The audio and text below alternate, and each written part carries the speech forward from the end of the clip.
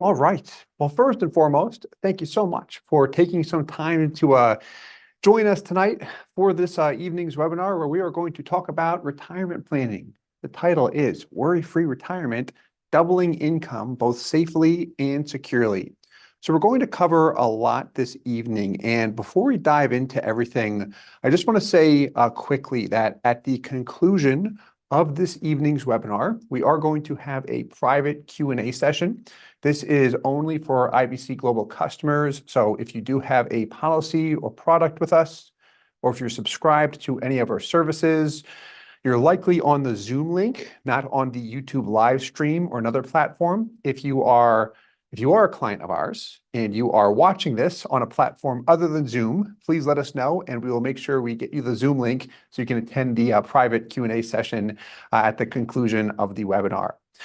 So again, the topic, worry-free retirement, doubling income both safely and securely. Here's what we'll cover this evening. Number one, how can I grow my money safely before and particularly after retirement? Number two, how can I guarantee that I'll have enough money in retirement? And then number three, how can I spend my money in retirement and still leave a legacy to my children? And then we'll have a bonus section where we'll talk about some strategies with Social Security, which I think you'll like a lot. We'll have that at the end, but that'll be a lot of fun. So my goal this evening is really to share some strategies with you that we've seen work really well for people we've worked with over the years. And really, I want to give you enough information so you can make good decisions when you are planning for retirement, whether you're very young or if you're nearing retirement. And of course, we want to show you some things that work and not just tell you what works. So we'll start with a case study, and this is based on someone who we are working with right now. I've had a lot of fun working with him and putting this plan together. We're going to change his name just to protect the innocent. We're going to call him Jim. So we've got Jim and his wife. They are currently preparing for retirement. Now, he's saved money over the years, but he's planning on retiring 4 years from now. So he's got money in the stock market, but in having a number of conversations with him, he is stressed about losing money. Every time we talk about it, he doesn't like it. He even sent an email recently saying, just seeing it go down in value one day, I don't like it. You ever have something where you get that sick feeling in your chest or in your gut? That happens a lot of times when we see our value go down. So from an emotional standpoint, having money in the market, especially as he's nearing retirement, is not something that he likes. So we'll plan for retirement, but we'll focus on two things when we build this plan. Number one, reducing stock market risk. And then number two, guaranteeing that he'll have enough income. So what we'll look at is first, what his retirement looks like if we do nothing. Meaning if we don't build any plan at all, what does his income look like during retirement? I always like to use that as a starting point. This way we can say, okay, if I do nothing, here's exactly where I am. If I make these moves on the chessboard, does it put me in a better position? Or do I put myself in checkmate? I'm like, oh no, what do I do? So first, we'll see what things look like if we do nothing, and then we'll compare that to what things look like if we make some changes. So some basic information. Jim is currently 63 years old. That's his age today. He plans to retire at 67 years old. And here's what he knows that he'll have in income. And this is before we do anything. First, he'll have a small pension from a former employer. It's about $400 per month. He'll have his Social Security. That's going to be about $33,600 per year. And then his wife will receive a benefit of 50% of that number, $16,800. Add them up, 1, 2, 3, you get $55,000 in change. Important side note, that's a before tax number. I mention that because we are going to look very heavily at the after-tax numbers throughout this entire presentation. So a little bit on his overall net worth. We've got assets, liabilities, and then net worth. When you look at his assets, just over $1.4 million. So he's done a good job. Where's the majority of that? Up top, what do you see? Brokerage account and also his home. He's very liquid with the exception of his home, but brokerage account, $800,000. Then 500K, that's the value of his home. And then he's got a decent amount of money in the bank, 70 grand in checking and savings, another 10 grand in a CD, and some small retirement accounts. So those are his assets. Here's his liabilities. Just a mortgage, a little bit more than $200,000. So his net worth is $1.2 million. However, we're going to back out his home and just look at his liquid net worth, which right now is $700,000. We'll come back to that a little bit later, but keep that number in mind. So what's the main concern Jim has? Risk. The money in his brokerage account, that $800,000, which is a majority of his net worth, is currently in the stock market. So here's what he wants. He wants less risk. He wants to be able to grow his money safely. And here's the big one. He wants to make sure that he has enough income without worrying about ever running out of money. So we'll show you exactly how to accomplish that. But let's start here. What are you used to living on right now? So you've been working, you plan on working for another 4 years. What's your income? This is usually where we like to start. Income, $95,000 per year. However, that is before tax. After tax, he earns about $76,000 per year. This right here is the amount we want to target. And the reason why, because in having conversations with Jim, he's been very comfortable with this. He's like, I'm good with 76K per year.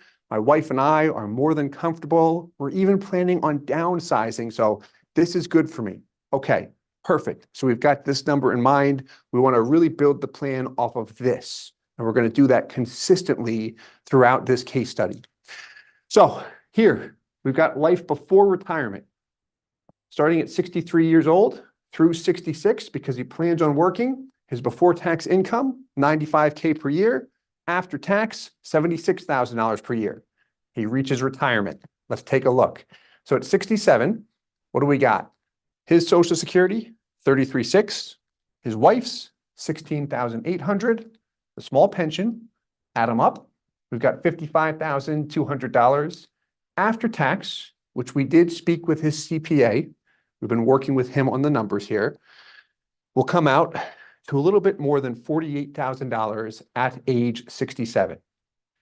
So here's the full picture of his retirement, assuming we do nothing. Remember where we want to start? What's your life going to look like if we look at no solutions or products in terms of income? Here we go. A little bit less than $50,000 per year after tax income. And this is, again, doing nothing. We haven't leveraged any of his other assets, which is good. He's in a good position. But we still have to fill that gap. So we've got the target income, $76,000 per year after tax. At 67 years old, we know he'll have $48,500, which gives us a gap of $27,500. So here's the question. How do we fill that income gap, but how do we do so without any risk? Well, how do you minimize risk? That's called insurance. So we're going to look at two insurance products here. We'll look at whole life insurance and then an annuity. Let's hit on whole life insurance first. The priority here, we're assuming, is cash value, 1,000%. What this means is that the insurance expenses are minimized. Because if we don't do this, this does not work. If we just buy a basic whole life insurance policy, what you'll see is we'll have a huge premium and next to nothing in cash value in the first year. It'll take more than 10 years just to break even or get our money back. And that's where people just go, this stinks. Like, why would I ever do that? So if the cash value is not maximized, this strategy will not work. Now, because it is a life insurance policy, there is medical underwriting required. So if he has health issues, it could be problematic to get the policy. We could look at it on his wife, but that is something that we do need to be aware of if we're looking to incorporate life insurance in a strategy. But on the cash value, here's what he's interested in. It's a safe place to put money, meaning it continues to grow without risk. It's very liquid. Whatever the cash value balance is, he can access that anytime. It's not like he has to receive systematic payments. No, if I want to access it, I can easily access it.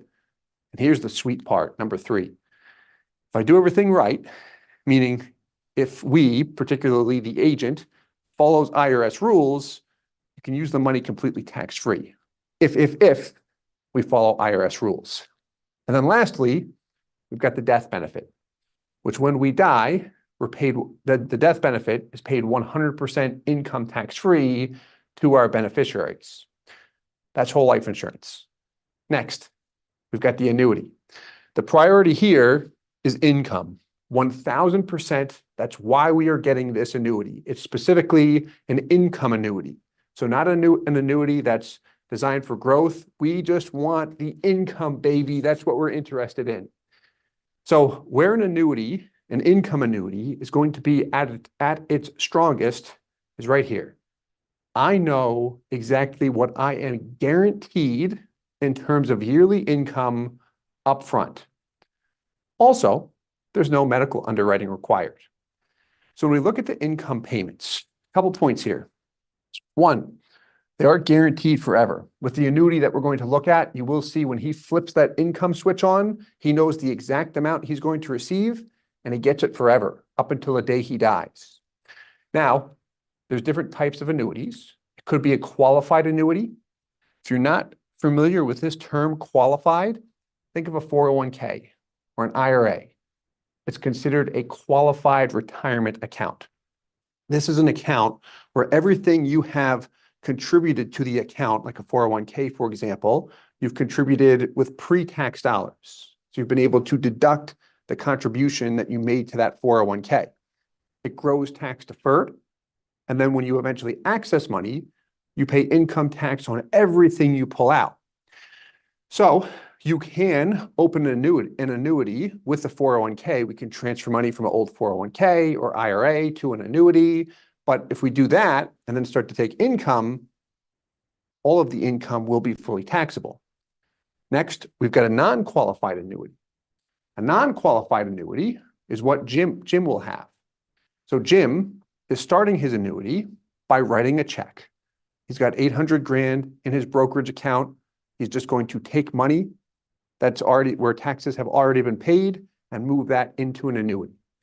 With a non-qualified annuity, the money that I have paid in, when I get that back, I don't have to pay income tax. However, the gains, I do have to pay income tax. So how much would an annuity guarantee him an income? Here's a quick sample. What do you see here? Up top, you see 400K. If, for example, he puts 400K into an annuity, he purchases this product, he's guaranteed right here $43,000 per year in income every single year for the rest of his life. And we'll look at this in more detail a little bit later. But really quickly, just to recap the benefits of life insurance and annuities side by side. With a life insurance policy, you get access to your cash value tax-free, assuming the IRS guidelines are followed. You can access the cash value without any penalties from the insurance company, and it also grows risk-free, meaning your money is not invested in, linked to, or tied to the stock market at all. With an annuity, on the other hand, when you start to take income tax or taxes are due only on the gains, assuming we're looking at a non-qualified annuity, which we are in this particular case study. Now, with the annuity example we just looked at, 400,000 went in, but did he start to take that $43,000 the next day or the next year? No. He started at 63, and then he wants to start taking income at 67. So when the money grows from 63 to 67, it grows tax deferred. So if I'm not taking anything out, I'm not paying any taxes on it. It is not until I start to take income. Here's a drawback to annuities. I do have limited access to my principal. So if I put in 100,000, 400,000, whatever the dollar amount is, accessing that principal balance is going to be very, very limited. If I access typically more than 10% per year, the insurance company is going to whack me with a penalty, which we don't want. So typically when we look at income annuities, it is a long-term play. Either we're buying and holding for at least 7 to 10 years, or we're putting money in with zero intention of accessing the principal because we're really just buying an income stream down the road. And this is usually where we see people get them a lot. High guaranteed income. It's peace of mind. I know exactly what I'm going to get. So with life insurance, I get safe growth and access to my cash value with tax benefits. Whereas with an annuity, what do I get? Peace of mind, specifically with the guaranteed income, and then also no stock market exposure, which is true with whole life insurance as well. But with this annuity, we've got no market exposure at all. Okay, let's look at putting the plan together. So what we're going to use here is the $800,000 that we have in his brokerage account. Now, we had initially discussed moving all of that out of the stock market. Do you remember Jim's feeling with money in the market? What did it do to him? Caused him a ton of stress. And we did discuss that initially, but that brokerage account has grown over the years. So when you see something working, personally, I have a hard time saying, let's abandon this just for emotional reasons. Like we got to look at the numbers. So when we discuss this, really what we want here is to make sure that we have peace of mind, but also we don't want to make a dumb decision purely based on emotions, which can happen very easily because we're human beings. So here is a simple exercise that we can go through here. You've got $800,000 in the stock market. You are super stressed with having a large chunk of your net worth there, especially as you near retirement. How much would you like to leave in the market? $800,000? No possible way. I'm going to lose my mind. All right, scratch 800K. About 600K. Would you like to leave that much there? No, that still makes me sweat and I cannot sleep at night. Okay, we'll scratch 600K. How about 400K? The answer is still no, but you're like, okay, I can make that work if I have to. Are you comfortable with it though? No. Okay. How about 200K? You still feel good with that without going all the way down to zero? All right, perfect. So in this particular example, that's what we'll look at. A case similar to this, someone's sweet spot was $400,000. So everyone is going to be different. So we've got the brokerage account, $800,000. We're going to move $200,000 into a high cash value life insurance policy, and then $400,000 into an income annuity. So before we do anything, you've got it all in the stock market. And then after, what do we have? We've got 200 left in the market, 200 in whole life insurance, and then you've purchased a $400,000 income annuity. So I want to hit on this point. You've got some liquidity here, the brokerage account and life insurance policy. You can easily access the cash balance with the account and then the cash value with the life insurance policy. The annuity, on the other hand, that's for income, which we're going to look at exactly how it works and tie everything together. Let's look at the life insurance policy first. The specific strategy, we're going to fund $50,000 per year for 4 years. 50 times 4 is what? $200,000. So the brokerage account, we're going to move of the 800, 200 to a life insurance policy.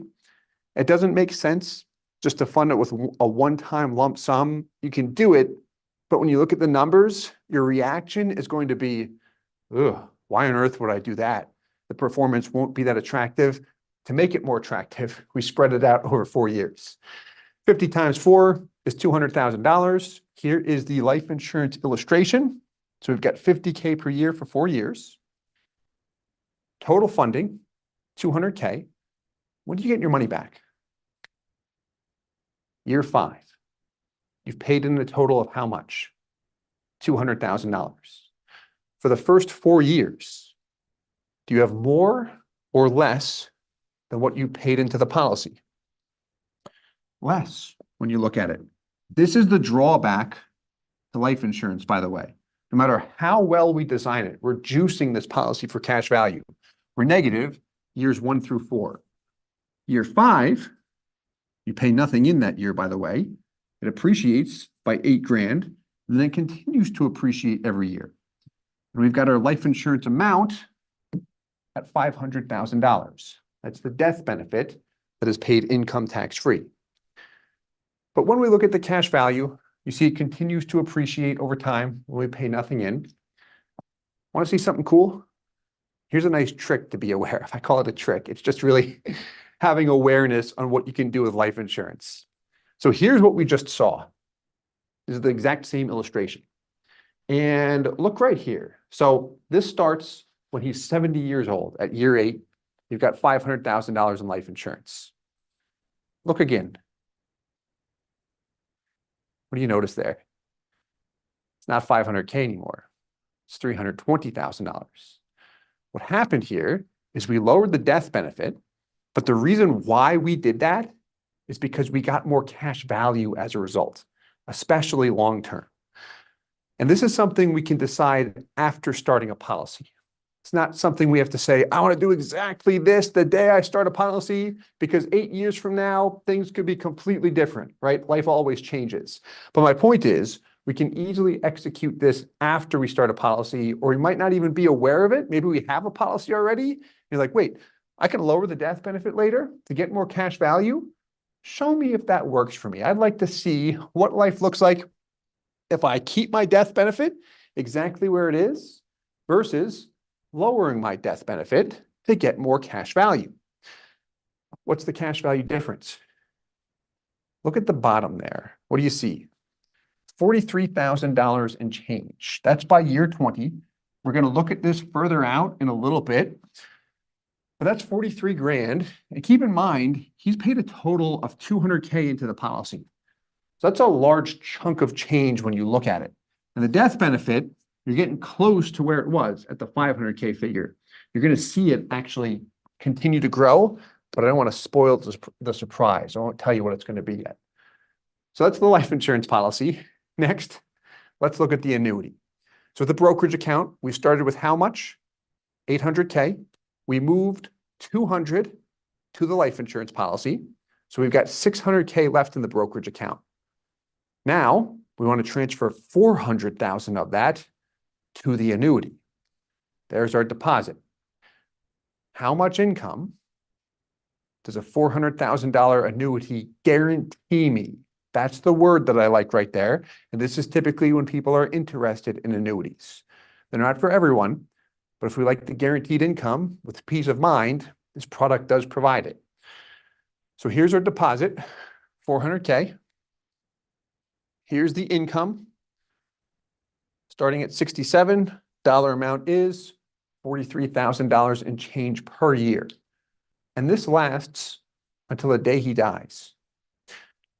In light blue, this represents the total income. So by age 76, what you can see here, he has received in total income payments, $432,000. Which means if this is you, what happened? Paid in 400. You got 432, which means you got your 400K back, plus another 32, and a lot more as time went on. Especially if he lives until 90 or his mid-90s, he's going to receive a lot of money. Like that 43K payment is systematic. It can be paid monthly or yearly, it's up to him. So filling the income gap, $27,500. Did we do it? Well, the target income again was $76,000. His income is as follows. Social Security for him, for his wife, the small pension, the annuity total, $98,000 in change before tax. After tax comes out to about $83,000 in change.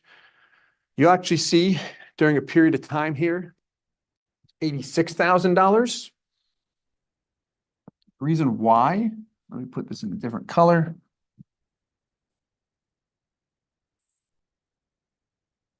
So right here, 86 and change. And then all the other years, it's $83,000.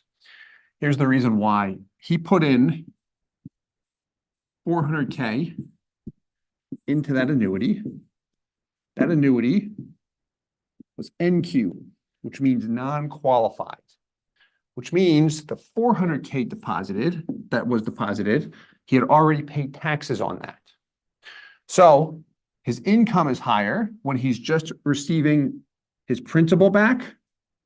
And then once he's received the total of $400,000 in annuity payments, then he's going to pay more income tax, which is why the after-tax income went down, because we've got a little bit higher tax rate now. So that's why that tax adjustment was made there. And again, we did work with his CPA here. Full disclosure, none of this is tax advice. We are not tax advisors by any means. This is just what we had put together and applies to his particular situation. And we continue to work with his CPA over the years. We do that with anyone we work with, especially when you're getting involved in more complex strategies like what we see here. So target income was 76 grand. Actual income was about $85,000, which means mission accomplished. Bum, bum, bum, bum, bum, bum. We know who that is. So what about the rest of the money? We looked at income there. We've got his net worth still in the brokerage account, life insurance, and then he has cash in the bank. We're going to go into this in a little bit more detail too, because there's another piece that's important with this. First, the brokerage account. He's got about $200,000 left over. Now, he's keeping this in the stock market. Money in the market does stress him out. Again, we thought about moving all of it out initially, but in looking at that account, we said we should leave something here. At least that's just what I would do without giving you advice on that, because it's grown. Like, look where it started, and over the years, it's grown to a substantial amount. If I were him, I'd have a hard time cashing it out. Simple as that. And he felt the same, because he did look at it and say, okay, even though it stresses me out, it's not worth cashing all out. So it's finding the number that works best for him, or in your case, the number that works best for you. So we wanted to leave enough in there to see it continue to grow over time, but not too much where he has anxiety every time he sees the value go down, because we don't want it to affect our health, which can be a real thing for a lot of people when we see money going down, the balances.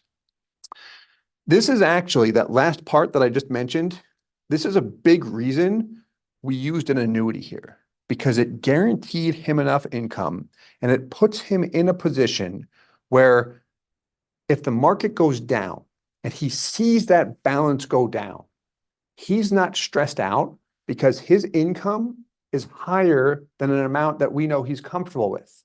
76K is what he wanted. 85K is what he's getting. So we're building in room for inflation, rising tax rates, all of that stuff. So now he's good. So in the event the value goes down, he can say, okay, I am not reliant on this because my income is healthy, so I'm okay. We want to provide that peace of mind right there. That's where the annuity really worked well. We didn't have any outside variables that could impact that income. It was nice in his particular case. Back to the brokerage account. That's going to vary in value over time. So here we've got a 200K deposit. There's your account value. We see in yellow, positive returns, in red, negative returns. That's the part that hurts right there if we have a year similar to 08. But over time, it should grow. So here's a different visual. We start at 200K. After 20 years, in this example, what do we have? $568,000 in change. So it should appreciate over time if history just repeats itself, which those returns are not based on history. Those are just random returns that I did look at market history. I based them loosely on that, but that's what that's based on. On to money and cash. So remember the snapshot of his net worth today, where we had about $70,000 in cash? That was checking and savings, and then $10,000 in a CD. That's where we come up with the 80K here. Important side note, he is planning to sell his home, which is currently valued or has a sale price of about 500 grand. The mortgage is about $200,000, which means he'll net 300 grand. And he's been in the home for more than 2 years. So that's a nice gain there. However, of that $300,000, him and his wife do plan to move down to Florida, where it's a lot warmer than where he lives right now, and get a modest home or a condo, something smaller, where the price point may be around $200,000 or so. Time will tell. It could be more or less. But that's the current plan. After that, assuming he purchases, call it a condo for 200 grand, he'll be left over with what? $100,000 specifically from the home sale. So we've got the 100K from the sale plus the 80K he already had, which gives him $180,000, just money in the bank. So that's a lot of money in cash when you look at it, but it's all relative. When I say a lot of money in cash, it's relative to the individual's situation. Some might say that's not enough. Some say that's way too much. If he feels it's a lot, what can he do with it? Well, he can put more money in life insurance. So right now he's funding it for 4 years. If after the 4th year, he wants to add another 50, or he only wants to add 10 or 15, he can do that. He's not forced to stop after 4 years. He can continue to feed the beast if he wants to. He could put more in the stock market. Maybe he'll see a crash occur and say, hey, I like the market a lot more than I did in the past. I want to buy some of this stock that just took a dip. 3, he could buy another guaranteed income annuity. Maybe he just wants to guarantee more income. 4, he could give some of it away. Maybe he wants to give it to his kids or someone else. Or 5, he could just keep it in the bank. If that's what gives him peace of mind, then we can leave it in the bank until he wants to do something else with it. It's really up to him. We'll show the numbers, but it's really having a conversation to figure out what you want to do the most and then make an informed decision. Looking at the cash in the bank, what do we have? Starting out with 180, all I did was just plug in a 2% interest rate here. Could be higher than that right now. A couple of years ago, it was like 0.2%. So it depends when we actually run the numbers, but it's going to be conservative. Next, the life insurance policy. We had a 200K deposit. Death benefit, $500,000. That's paid 100% income tax-free to his beneficiaries. You're going to see how that comes into play later. But the goal with this policy was to maximize the cash value. That's why he deposited 200K into the policy for that cash value growth over time, because the money grows without risk, which is the opposite of the market, and he can also access it tax-free, which he's very attracted to. So let's look at the life insurance policy, but we're going to look at the yearly growth rate here. Annual ROR stands for rate of return. So if this is your policy, this is isolating what the policy is going to grow by each year. This is not the average internal rate of return. This is the yearly return, just to isolate that point, because it can be confusing with these different percentages. What sticks out like a sore thumb right here? You pay 50. Your first year cash value is what? 40. It's about a $10,000 loss, no matter how we slice it. Now, it's a lot better than 0, which is what we see with most whole life insurance policies in the first year, but still, that's a hit there, close to 20%. Usually, we like to get that down to 10%, depends on the product and how much we're funding. In this example, it came out to 20% in the first year, which I don't like, but that's the worst part. The best part is every year after the first year, where it gets better and better. And in this example, in your 70s, you're around 4.5%. And remember, if you do everything right with a life insurance policy, you've got the tax benefits.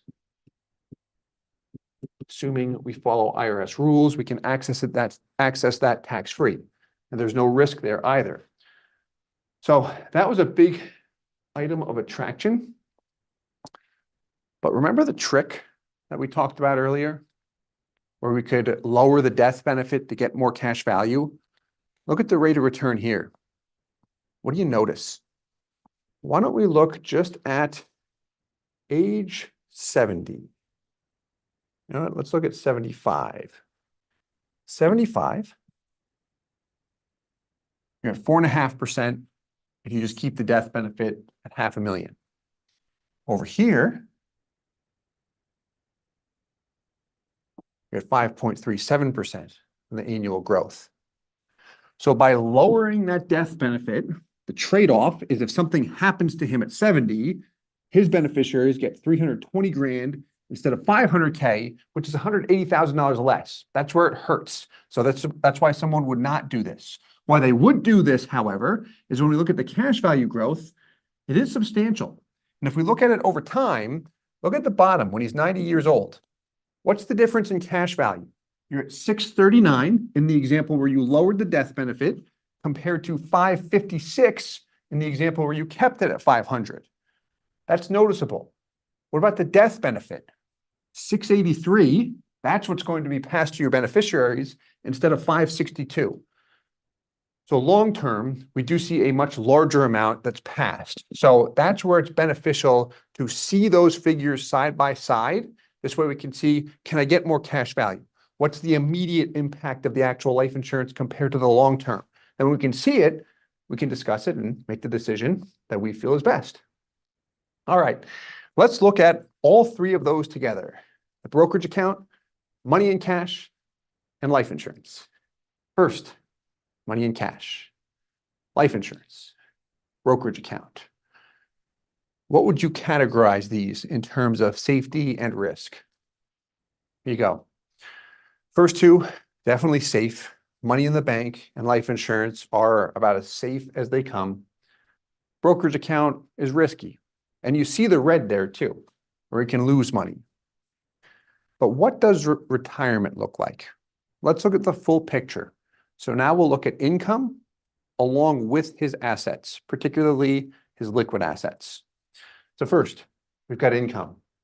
We saw this before, $83,000 and change bumps up to 86 for a little bit, and then call it an average of 85. Growing the money. There it is. We're going to look at the totals. Don't worry. I know this can be confusing.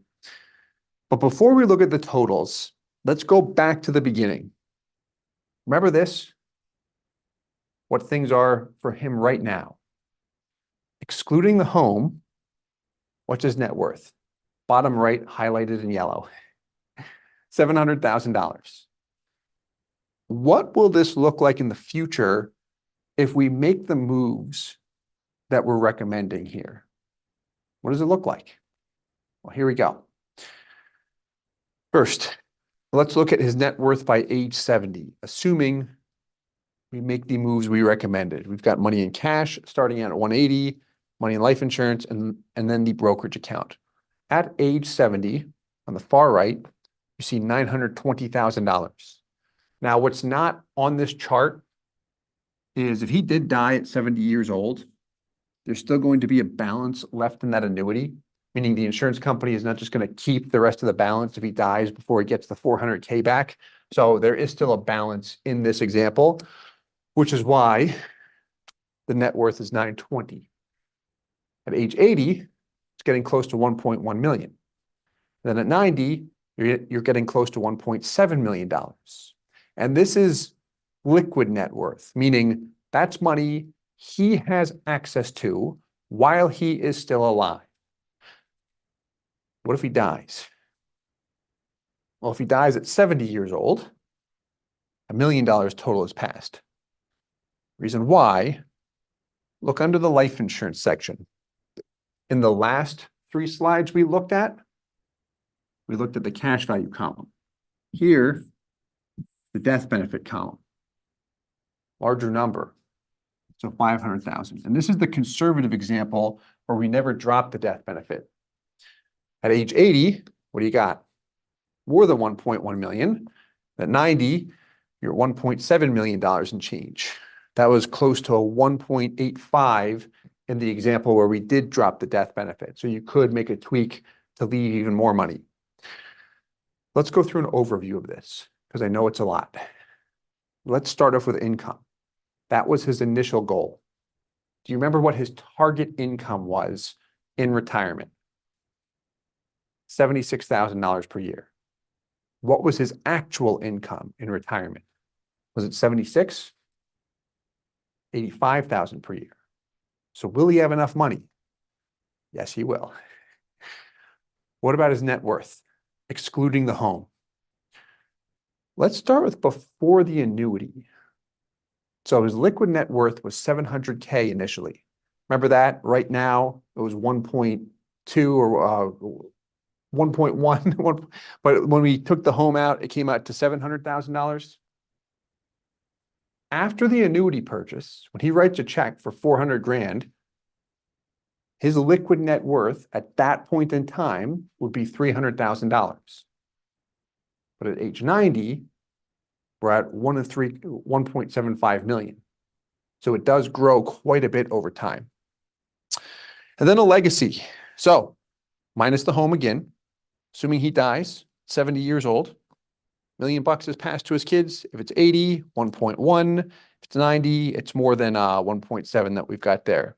So he's leaving a large amount of money to his kids as well. A lot of information. Let's recap. Number one, how can I grow my money safely? Well, we looked at cash value life insurance, mainly because his money continues to grow without risk.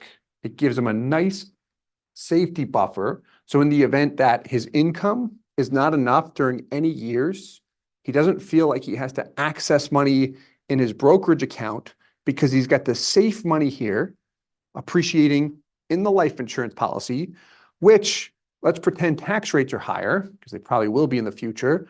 But when he accesses the cash value, what happens there? Well, he's got the tax advantages too. So it's a nice tax favorable asset that fits nicely into his overall plan. He also feels a lot less stressed because if the market does tank, he's got the backup asset in the life insurance policy along with the tax benefits. So he grows his money safely with the life insurance product specifically. Number two, how can I guarantee that I'll have enough income? Key word is guarantee. An annuity. He's guaranteed income forever.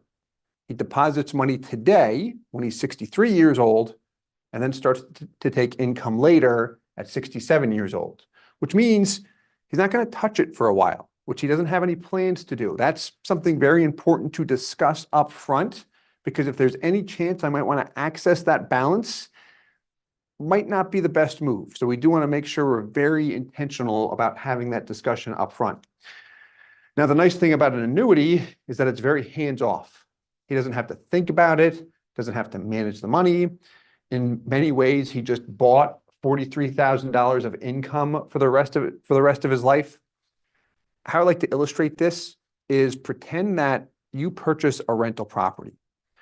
You can't have access to any of the equity in the rental property you buy, but you don't have to pay taxes on it, no property tax. There's no maintenance, and your tenant is going to pay on time every single month for the rest of your life, no matter what. So you've got a perfect rental property in terms of paying income. That's a lot like an annuity when you think about it, because we're guaranteed the income and we don't have any maintenance or anything like that. In this case, it almost doubled his income, where we talked about initially safely and securely double income in retirement. Before we looked to implement the annuity, his income was just about 50K, a little bit less. After the annuity, we're at about 85. So we've got 90 here. I overshot it. But my point is, we're a lot more than where we were before this. And then question number three, how can I spend my money in retirement and still leave a legacy? Well, back to the beginning. Target income was what? $76,000 per year after tax. His income was what? Social Security, the small pension, and then also the annuity, which gave him after-tax income of $85,000 per year. He's still got $200K in the bank. He's got money in the market. The money in the market can be left to his children if he doesn't spend it, especially if the rules still apply where there's a step-up in basis. That's very attractive to him and most people. He's got the cash value in his life insurance policy that can still be accessed tax-free. And then it's all left, the life insurance policy that is 100% income tax-free. So when we look to pass money, you've got a lot of tax-efficient vehicles here, the most being the life insurance product. The money in the brokerage account, potentially, based on the current rules today, we do see that where you do have the step up in basis when that account, if that account were to be passed to his two daughters. So with all of that said, other strategies exist. This is one strategy that worked really, really well for him. We actually looked at a number of strategies, which we usually like to show multiple options and then help someone narrow things down and pick the one that they feel is best. So those are the 3 points. Do you remember the bonus item? Social Security. So let's change course. Social Security. Here's a question that we get a lot. When should I start taking money? What's the earliest I can take Social Security? Should I take it as soon as possible, or should I wait? Here's the first question. When should I start taking it? When do I need it? That's what I like to ask first.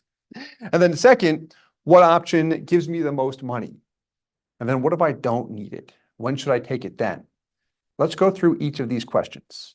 Number one, when do I need it? Well, this is a personal question. It is up to you.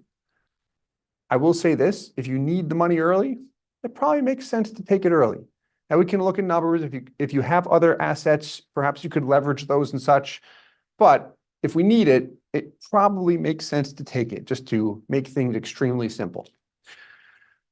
We always want to review the numbers. A nice exercise we can do is write them down whenever I'm trying to make a difficult personal decision with numbers, rather than put it all in Excel, which I do like to do because I like that stuff. What helps me a lot sometimes is if I just take a deep breath and write it down on paper. Helps me think, talk about it out loud, and all of a sudden I think of something very practical that I didn't think about if I didn't write it down. So very practical, simple step. Anyone can do this. It's just a step of actually doing it. Talk about them with your spouse or family members. And you can also talk about when you should take Social Security with a planner that's going to give you an unbiased answer. That's very important. But this can help too, because now you can see it from an analytical standpoint, what makes the most sense when I look at the numbers. Question number 2, what gives me the most money? Meaning, if I can take Social Security as early as possible, or if I can wait, which one's going to give me the most money?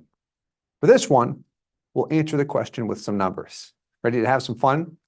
So this is actually a Social Security sheet or numbers that someone recently sent me. I've been working with him for almost 10 years, so a long time, and he's looking at a strategy with his Social Security, but here's the monthly benefit he would receive, and in blue, you've got the same thing times 12. So that's the yearly benefit. So if he starts at 62 years old, he gets what? Almost $2,700 per month, or $32,000 per year. If he decides to start taking it at 67 years old, he gets almost $3,800 per month, or $45,000 per year. Maybe he says, I don't need it at all. Let me wait until I'm 70 years old. Well, then he gets about $4,700 per month, which comes out to $56,000 per year. So which one gives him the most money? Which one? Is it age 70? Because you get $56,000 per year? Not necessarily. If you start at age 62, here's your annual income, the $32K per year. Column to the right shows the total income. So what this is going to do is take the $32K you get every year and add it up.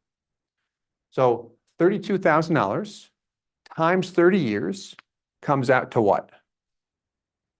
Just about $960,000. So that's the total amount of money you got over 30 years. What if you start at age 67? Look at this, from 62 through 66, you get nothing. So by starting earlier with the age 62 option, you get less, but you're starting sooner. You're out of the gates faster. With this option, you get $45K per year. This assumes you start at 67, which we see by what? Year 30 came out to 1.14 million. Same thing with age 70. How much? by year 30. $1.24 million. Okay. Which one gives me the most money? Let's compare them side by side. So when we look at these guys, what do we see here? Just gave it away. Or no, I didn't give it away. Who's the winner at age 70? That's the question. So here is the total amount of money you received at 70 years old. Okay. So if you start taking income at 62 years old, by 70, you would have received a total of $287,000 in change. So just to clarify this point, what I'm hitting on with this guy right here is if you start taking Social Security at 62 years old, by 70 years old, you've received $32K per year. And from 62 through 70, you've gotten a total of $287,000 in change. Compared to starting at 67, you've received a total of just over $180,000 in change. See where I'm going with this? If I start at 70, I get one payment of $56,000 in change. So if he were to die, call it at 70 years old, for example, it would have made the most sense to start taking Social Security when? 62 years old. So the winner at age 70 would be starting at 62 years old. What about age 80? Same exercise. Age 80 totals we're going to look at. If I start at 62 years old, by 80, I would have received $600,000 in change, 607. If I start Social Security at age 67, by 80 years old, I would have received a total of 636. And if I start at 70 years old, by the time I'm 80, I've received a total of 620. So here they're very close, but the winner is starting at 67 years old. But it's a good exercise to look at. See what we're doing here? What about 90 years old? Well, here's the totals at 90 years old. If I start taking income at 62, by the time I'm 90, what do I have? 927 and change. If I would have started at 67, the total was almost 1.1 million. That's how much you got from the government. If you started at 70, you would have gotten closer to $1.2 million. So it does depend on what? How long I live. That's the key.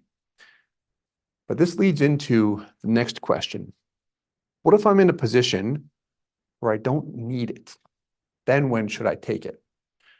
Well, what I've usually seen here is that it can make sense to start taking it early, because then you personally can put that money to work, and you can put it wherever you'd like. So the individual that I mentioned that I've been working with for almost 10 years, that's exactly what he's looking at.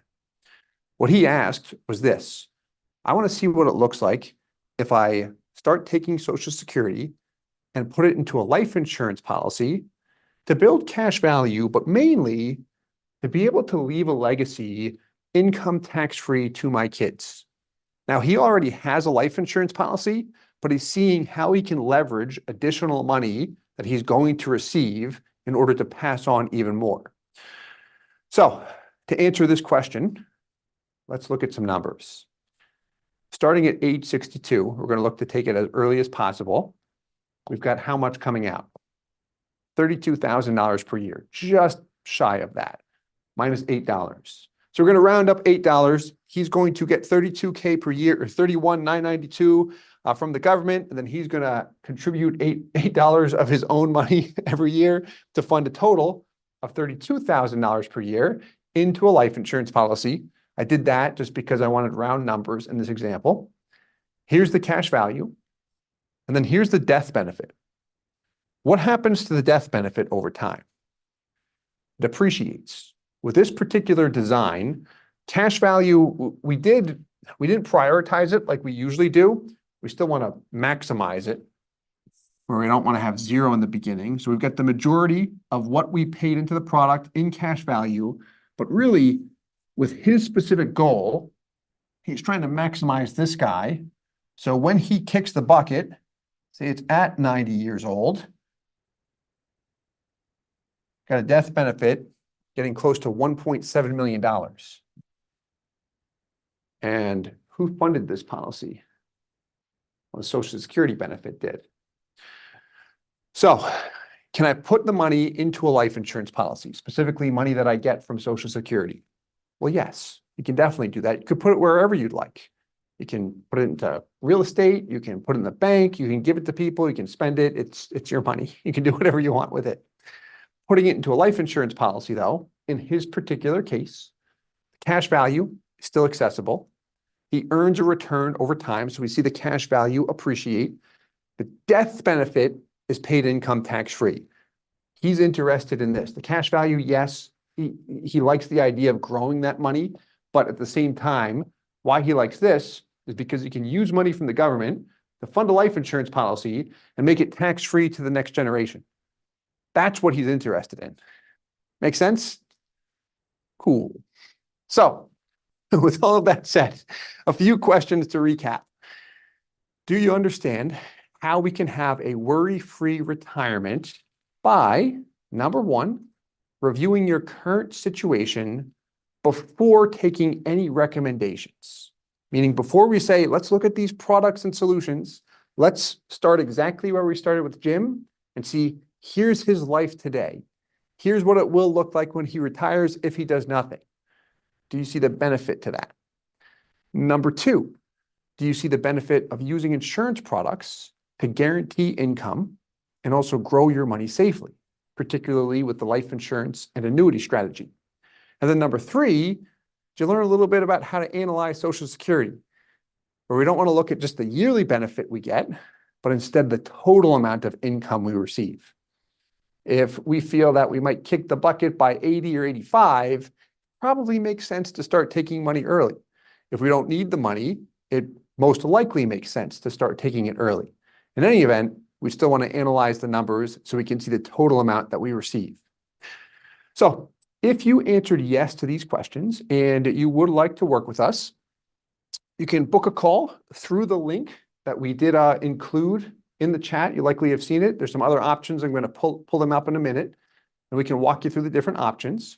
With that said, if this all feels overwhelming, but you're still interested, you can still absolutely book a call. We'll still talk through different options with you. We've got case study videos that we can send. We can provide sample numbers and illustrations. A lot of times people like to learn what a situation like what we just saw might look like for their specific numbers, and we can definitely help you with that. Or you can continue to do research. That's perfectly fine too. So if you would like to book a call with us, number one, you can use the link in the description. That is the best way if you're watching this right now. Number two, you can email us at the info account you see here. Or three, you can call our office line anytime. If we don't pick up, leave a message, and we will get back to you ASAP. And then if you're interested in learning more and would just like to keep on researching, we've got some resources up here. With that said, I want to say thank you so very, very much for taking time out of a Thursday evening to watch me talk about insurance, finance, retirement. I have a blast doing this, but I do appreciate it very, very much. And we will conclude here. At this point, if you are on the Zoom call, we will have our Q&A session shortly. What we'll do is just take a quick 5-minute break just to get some water, use the restroom, and then we will come back for questions. Thank you again. I sincerely appreciate it. We'll talk to everyone else soon.